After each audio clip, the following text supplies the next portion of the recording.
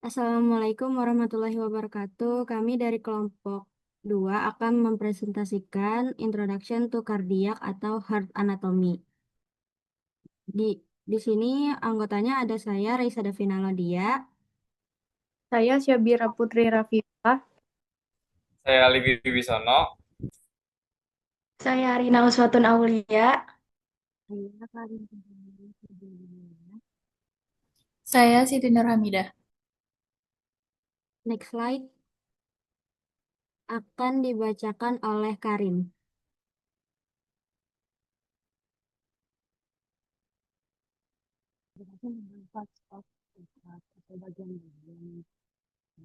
Dimulai dari ruang jantung.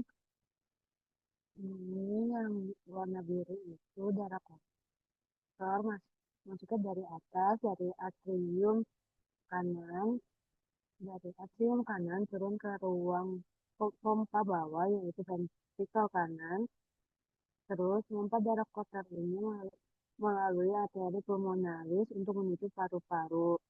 Darah yang darah bersihnya itu ditandai dengan warna merah, diisi dengan oksigen, masuk kembali ke ruang atas, yaitu atrium kiri, melalui vena pulmonalis.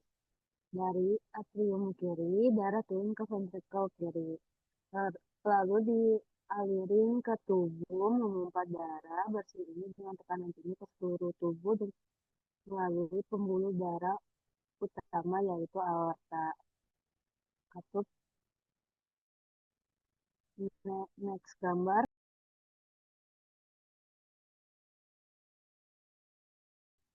Baik, di sini saya akan jelasin tentang gambar yang kedua, yaitu tentang katup jantung. Nah, ini di sisi kanan ini ada atrium kanan dan ventrikel, ada katup tricuspidalis. Di sisi kiri ada atrium kiri dan ventrikel kiri, lalu ada katup mitral atau biskupit. Katup ini disebut katup atrioventricular, tugasnya mencegah darah kembali ke atrium saat ventrikel berkontraksi.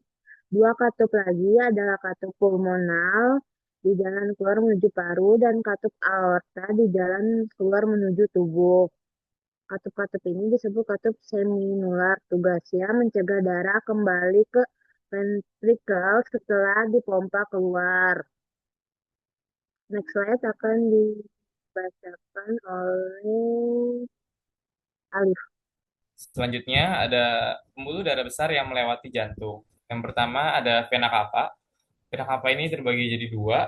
Yang pertama itu vena cava superior yang berfungsi untuk membawa darah kotor dari bagian atas tubuh yang membawa darah dari kepala sampai dada bagian atas yang akan dibawa ke atrium kanan. Yang nomor dua ada vena cava inferior yang berfungsi untuk membawa darah kotor dari bagian bawah tubuh yang membawa darah dari kaki sampai perut yang akan dibawa ke atrium kanan. Next slide.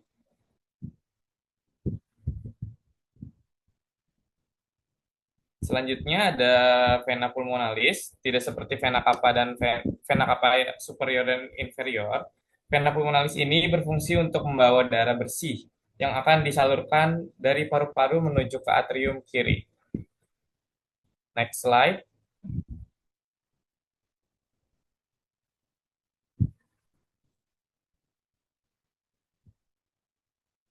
Selanjutnya akan dibacakan oleh Karin. Baik, di sini saya akan jelasin tentang aorta. Aorta itu pembuluh darah terbesar di seluruh tubuh manusia, ada perannya tuh sangat besar. Tanggung jawab utamanya tuh untuk membawa darah kayak oksigen, maksudnya itu darah bersih yang baru aja dipompa oleh ventrikel kiri ke seluruh sisa tubuh. Aorta itu berawal dari ruangan pemompa terkuat, yaitu ventrikel kiri. Dari ventrikel kiri, aorta akan naik membentuk lengkungan yang disebut aortic arch dan kemudian turun melalui dada dan perut. Dari sana, ia bercabang-cabang menjadi pembuluh darah yang semakin kecil, memastikan bahwa setiap organ otot dan sel mendapatkan suplai oksigen yang dibutuhkan. Singkatnya, aorta adalah saluran utama pendistribusian oksigen ke seluruh sistem sirkulasi, memastikan bahwa energi mencapai setiap sudut tubuh manusia. Baik, next slide akan dibacakan oleh Raisa. Baik, bisa next slide.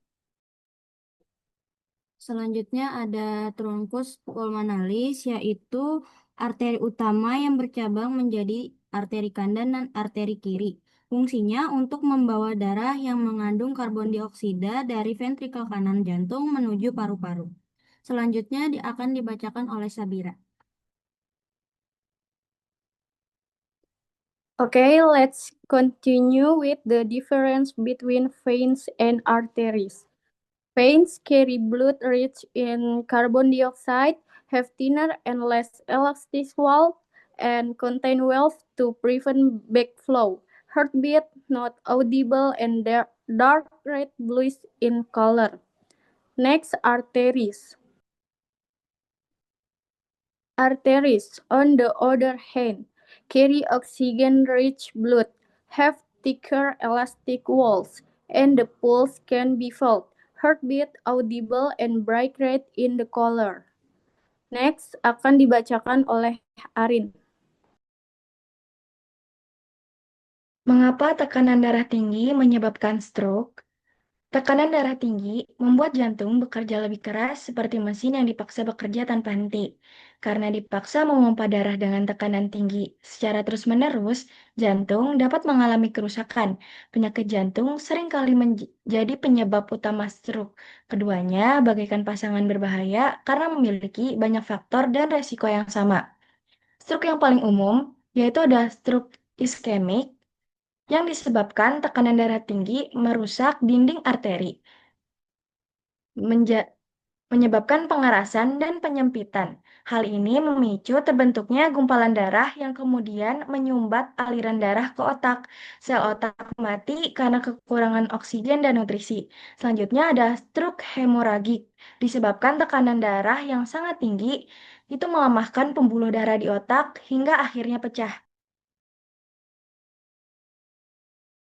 Slide ini akan dijelaskan oleh Raisa. Di sini ada alat ortosis untuk orang yang memiliki penyakit stroke. Contohnya ada ortosis lengan dan tangan. Salah satu contoh ortosis lengan dan tangan itu ada WHO atau wrist hand orthosis yang menjaga pergelangan tangan dan jari dalam posisi fungsional, atau juga ada elbow orthosis yang mendukung sendi siku. Alat-alat ini dapat bersifat statis, tidak bergerak, atau dinamis, memungkinkan bergerak. Peran dalam penyembuhan menggunakan alat ortosis ini yaitu mencegah kekakuan atau spastisitas. Banyak dari pasien stroke yang mengalami spastisitas, yaitu peningkatan tonus otot yang tidak terkontrol yang menyebabkan tangan mengepal atau siku menekuk secara permanen. Ortosis ini membantu menggerakkan otot secara pasif dan mencegah kontraktur yang menyakitkan. Next slide akan dibacakan oleh Mida. Selanjutnya ada ortosis kaki atau AFO, ankle foot orthosis, yaitu alat bantu yang dipasangkan pada pergelangan kaki dan juga kaki. Alat ini biasanya digunakan untuk pasien yang mengalami foot drop atau tidak mampu untuk mengangkat kakinya akibat kondisi seperti stroke. Peran dalam penyembuhan mencegah komplikasi, yaitu menjaga posisi pergelangan kaki yang benar untuk menghindari kontraktur atau pemendekan otot permanen. Lalu meningkatkan pola jalan, memberikan stabilitas agar pasien dapat berlatih berjalan dengan pola yang lebih normal. Slide selanjutnya. Selanjutnya ada KAFO atau knee ankle foot orthosis, adalah alat bantu yang lebih kompleks atau lebih besar yang menopang seluruh tungkai yaitu lutut, pergelangan kaki, dan juga kaki.